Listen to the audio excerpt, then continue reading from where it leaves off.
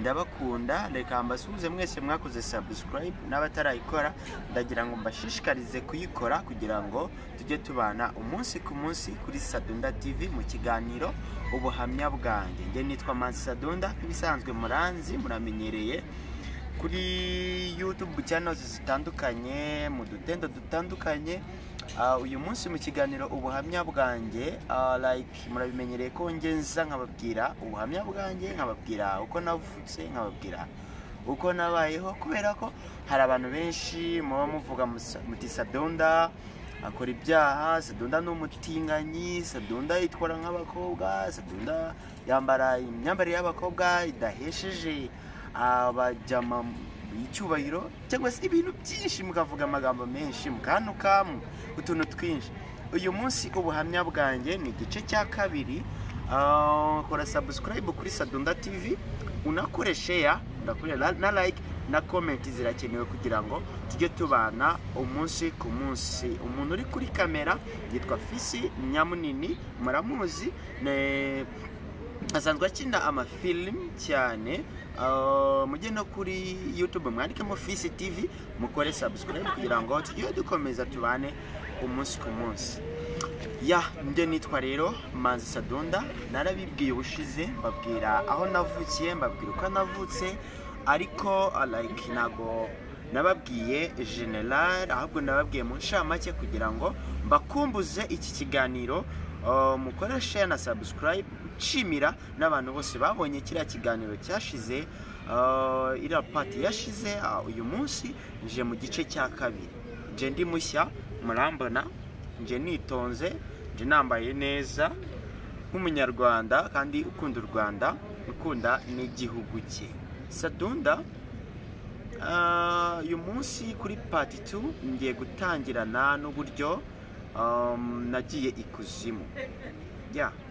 Nabivuzeho gake mu nshamake, abenshi baranyandikira bati turashaka ubwo buhamya, turashaka kumenya se Sadunda wagiye ikuzimu gute, Sadunda wasanze ikuzimu bimeze bite, Sadunda utuntu twinshi.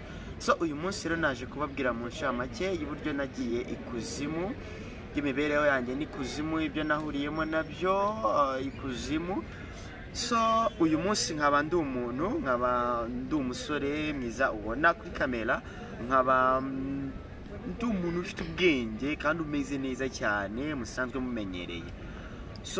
Mbere yo kugira ngo mbabwire gutyo, ndabanza nshimire abantu mukomeje kunyereka urukundo, aba diaspora muri hanze, bari muri Amerika, muri Cote d'Ivoire, mu Bufaransa, hano henshi murampamagara, muranyandikira mukamvugisha. Ndasuhuza umushuti wanjye uri muri Oman, nawe ndamusuhuza cyane. Ni benshi ndagira ngo mbanze mbasuhuze kandi mbararike mbakumbuze kino kiganiro. Tudatinze rero, nizere ko wakanze kuri ka subscribe no kuri ka notification kugira ngo ibintu bikomeze bigende neza. Tudatinze, Sadunda nababwiye ko ndi umwana, navukiye mu gihugu cya Uganda, nza no kuhigira primaire, nza kuza mu gihugu cy'u Rwanda nje kuhigira secondaire, ariko ibyo byago byambayeho ngeze mu wa mbere secondaire, ngeze mu Rwanda. Natangiye uwa mbere secondaire mwiga ku kigo ntago ndi bukivuge, ariko ni mu ntara y'Iburasirazuba. Niga hafi n'ikigo twari duturanye n'ibitaro, duturanye n'amarimbi, duturanye icyo kigo nyine juste, duturanye n'amarimbi, duturanye n'ibitaro, duturanye n'umurenge, duturanye n'akagari, twari duturanye n'ibikorwa remezo byinshi hafi aho ngaho. Nza kwigana n'umwana w'umukobwa bitewe n'uburyo nge nakuzemo. I have said, nababwiye ko I told you that ko Sadunda ntigeze nkurira mu buzima bwa gihungu, nakuriye mu buzima bwa gikobwa, nkura nkinana imikino n'abakobwa ya gikobwa, nkura inshuti zanjye ari abakobwa, nkura mbese ntagaragara muri gihungu cyane. Nari nicaye rero, nicaranye, murabizi ko kera abatitulaire bicarazaganya abahungu n'abakobwa, ugasanga umukobwa yicayemo hagati, abahungu ni babiri ku ruhande, cyangwa se umuhungu yicayemo hagati. so nge nasabye rero ko banyicazamo hagati nk'umuhungu, nicaye hagati y'abakobwa, ariko uwicaraga ku ruhande ahagana ku nzu yabaga ari umukobwa nyine gishushanyo, namwe murabyumva. Twabaye inshuti cyane, tuba inshuti bikomeye, ariko tuba inshuti ntazi iwabo nawe atazi iwacu, kuko nigaga ni muri boarding, kenshi nigaga boardinga, so tugahura muri evening prep cyangwa se morning prep, murabyumva cyane abize boarding.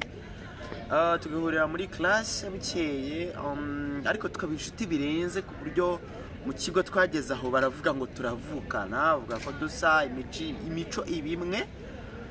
So bigeze aho turakomeza turakina, tukajya dukina imikino, ntabe ari aho ndi akumva ko nawe yakabaye ari hari, cyangwa se aho ari nanjye nkumva ko ariho nakabaye ndi.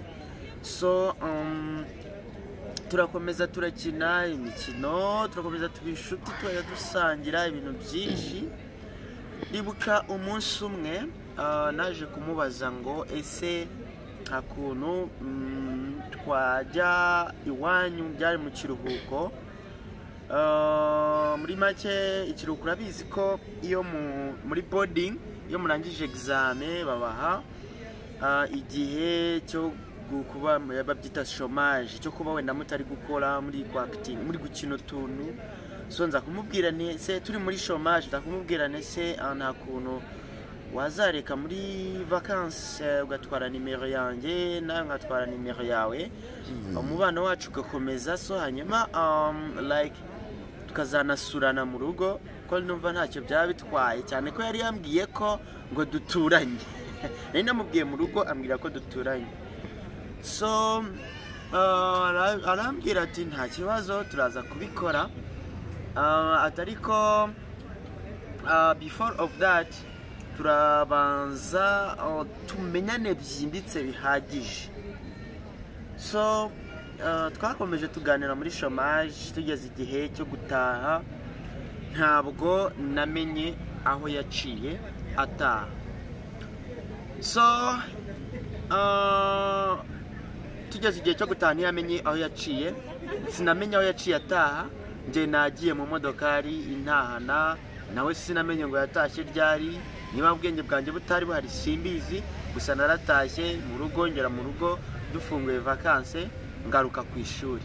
Iyo ni part 2, munyihanganire, nzajya nkomeza mbabwire na part 3, gusa mumenye aho ngarukiye, muzahanyibutse kugira ngo gutaha abariho nzahera mbabwira kuri part 3. Ikiganiro ni ubuhamya bwanjye, mwari kumwe na Masadunda, iyi channel yitwa Sadunda TV.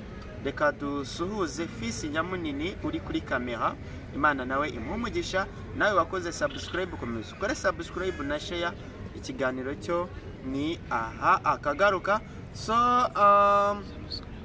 kora na subscribe kuri Fisi TV, jya kuri YouTube wandikemo Fisi TV, haba hari utuntu turyoshye cyane. Nanjye urambona, twakoranye ibiganiro byinshi bitandukanye, nanjye urahita umbona, urabizi.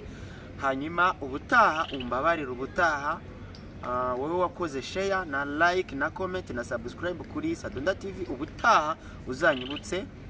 Ducumbikiye hano, mbabwiye ko twatashye tumaze gutaha, sinamenya haciye, sinzi ubwenge bwanjye bwari buri, sinamenya haciye.